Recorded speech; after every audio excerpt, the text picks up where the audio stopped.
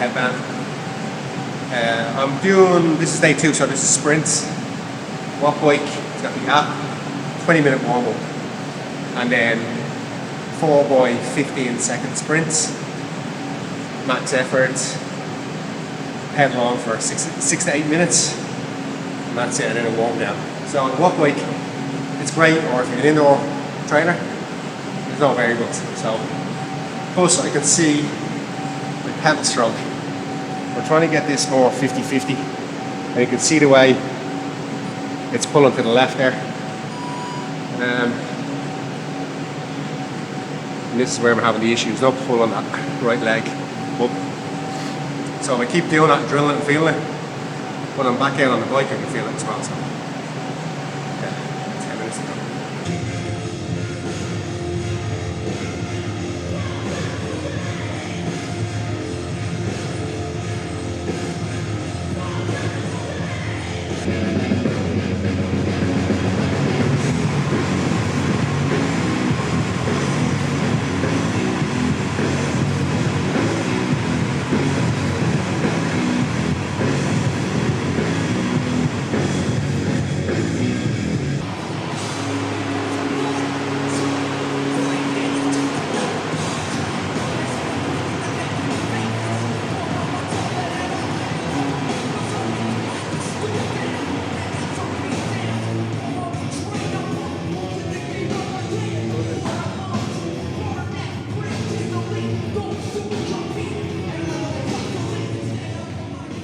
Not harder than last time, 800.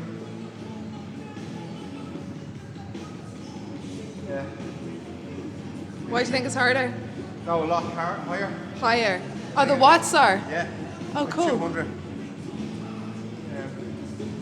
And I'm still recovering, so I would say I'm leaner. 2.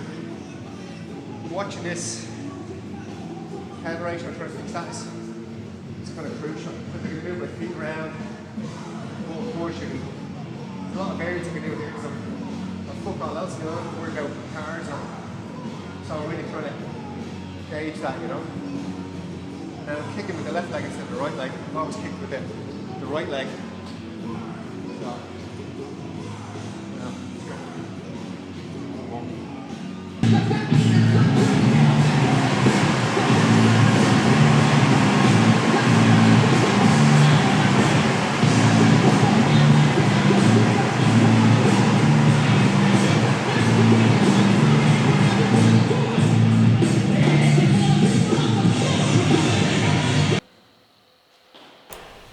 This is the first session of weightlifting this week.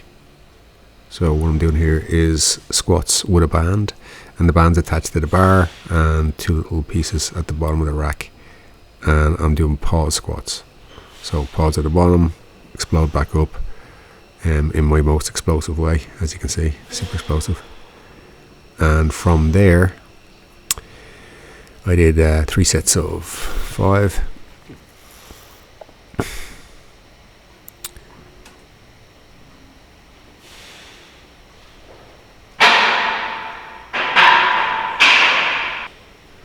This is a view from the back. Same thing. The bands are great. They kind of, when you're trying to step out, it's kind of difficult, but it's a good little accessory to use. Have a good teacher. So pause and then explode back up again. From there, I added in hamstring curls on the machine. Little sets of that. And from there,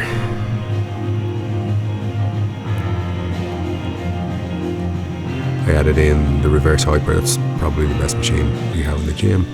I need to get my quads up higher, so I'm meant to arch a little bit more as well, so something to improve on. Boom. So this is it's Thursday, so it's the second session of the day. I did jiu-jitsu drills with Jeff this morning, which is interesting.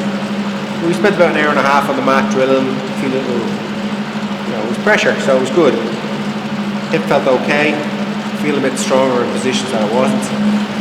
So now I'm gonna do a kind of FTP threshold interval type thing. So the program I initially looked at was like sprints Tuesday, longer kind of threshold training on Thursday, and he had it down for like 2 20-minute threshold efforts on a 2.5 hour spin on the bike outside. So I've decided to do all my sprint work and intervals on the walk bike.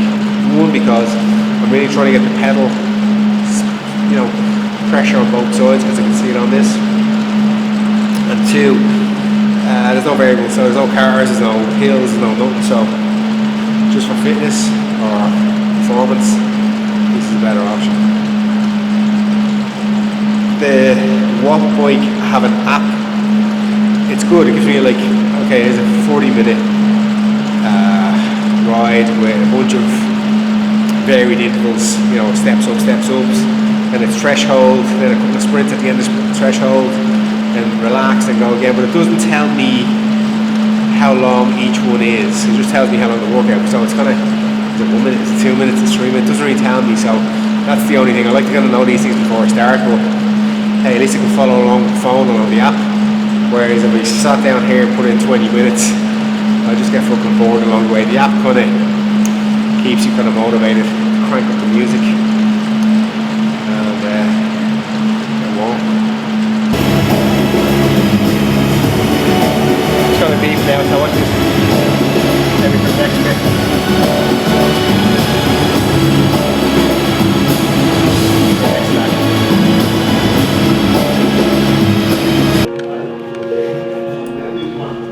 So on Friday we did 12 rounds, competition rounds. So it's 5 minutes passing and then 5 minutes not getting your car past. That's the Rage there. He's a bit of a character, Charlie Rage, ex-professional wrestler, giving lots of people problems at 140 kilos. Good to train with Jeff. We did round with everybody, so it was good rounds.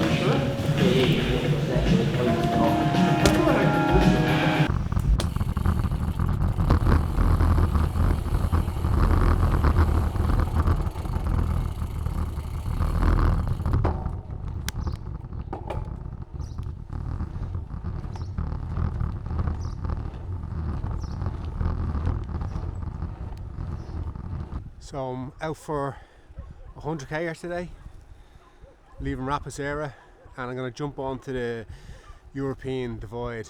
This is the longest off-road trail in the world actually, and the last section goes from Spain to Sagres, and it's something I want to do this year, which is ride from just ride the last leg. I think it's like 250k. So like I say, from Rapacera it's 3 kilometers I'm on it, so I'm going to ride in the first leg, get to Marmolet up near Montchique, and then bomb down. So it should be 100k today, short of. Looking to do it in 5.5 hours.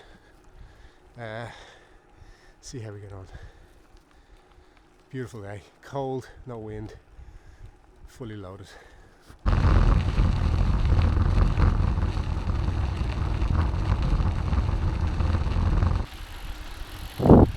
So this is the European Divide. It's about a kilometre and a half from Rapacera, and you're straight onto it. I'm heading in the distance to the mountains there, Montchique. Marmolet is a little bit to the left of that, and then back down through the Bargem, the lakes, the reservoir. But it's stunning. All the little flowers starting to bloom early January. It's been a good week's training. So now I just want to kind of like get used to riding this tempo. We're 20 minutes in, so start to pick it up a little bit. So this is my bottle setup, but this one is a pull-out one, but it's too loose, and on the bumps it's hitting off the front wheel. I didn't want to put the saddle pack on because I'm running a dropper, but I'm going to have to put it back on. It saves me losing the bottle today, so I'll stick that back on.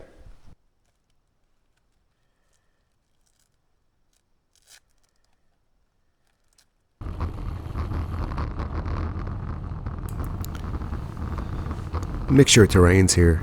This is kind of compact stuff, and what I find on the gravel bike is you go from this compact stuff, which you can go pretty fast on, to looser gravel and thicker gravels and stuff that just kind of slides out of the way. But you're able to get a good pace up on this, just avoid the puddles. And then on the right hand side here, you've got this watchtower. I think it's for fires or something. But I've gone by it a few times. I'm going to drop in at some stage and try and get up the top. And then when you get up to the top of this, you've got this super good panoramic view of the Algarve.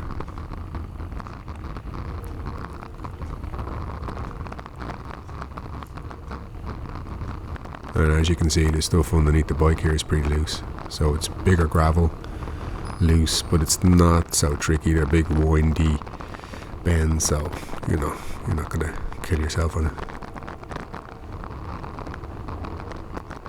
This comes onto the 125. On the way to, that's the Al Jazeera road, and then you cut across the main road here and head past this little house with a bunch of stuff going on. He's got a boat, he's got a dog, he's got a car, he's got a barbecue, he's got a vegetable patch. You'll see it coming up here now in a second. And then this leads into a pretty technical descent. The route was pretty rutted from, it's been raining, so what happens is it's kind of compact clay, and the rain washes away the surface, so you get these big kind of valleys, or not valleys, you get kind of like troughs where you gotta like bunny hop the bike over. Obviously not go into them, but it's pretty fast. Getting used to the speed on this bike, because it's unforgiving. The mountain bike, you just plow over it, there's no problem. With this, you got to move around the bike a lot and stay upright. You can see that big trough in the middle there, but it's fun.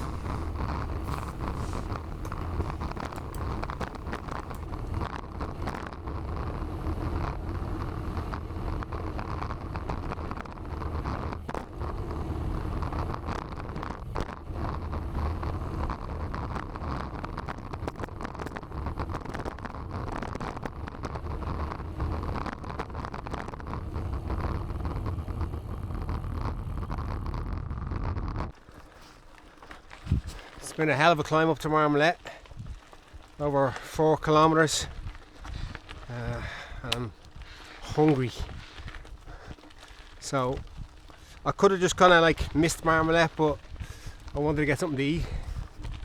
Marmalette sometimes is not open, so there's a supermarket and 2 restaurants, so I'm hoping I can get something. It is now 2:45. Most places, if they open for lunch, they close at 3, so let's see. So lucky enough these guys are open. There was a few mountain bikers in, as you can see in the roofs of the car, so a lot of guys are out downhill mountain biking, and this is just inside Marmalette. Great place. I say great because they fed me, so I got chicken and chips. They have like 3 plates a day, and it was €9. There you go. That got me back home.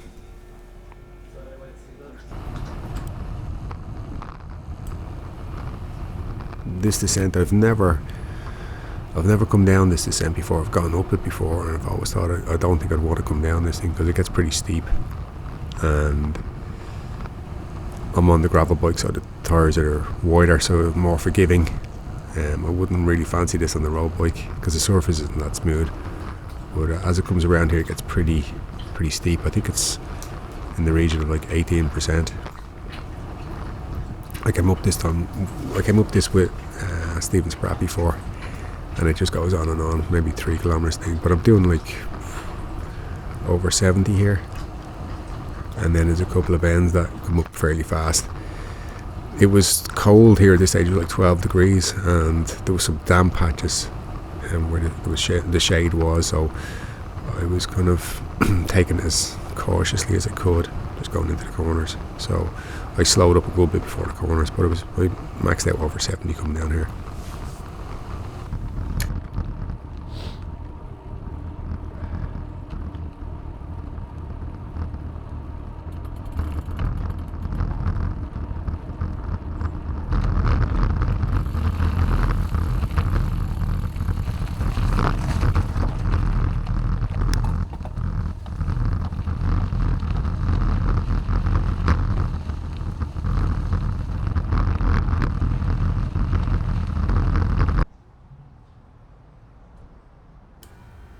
Nice clean bike. Well, before I washed it, so it was fairly manky. A lot of puddles on the day, and then give it a little blast over. I know I shouldn't be using power washers all the time, but just for the big mud. Just got back in time for a nice little sunset. And that's the week of training.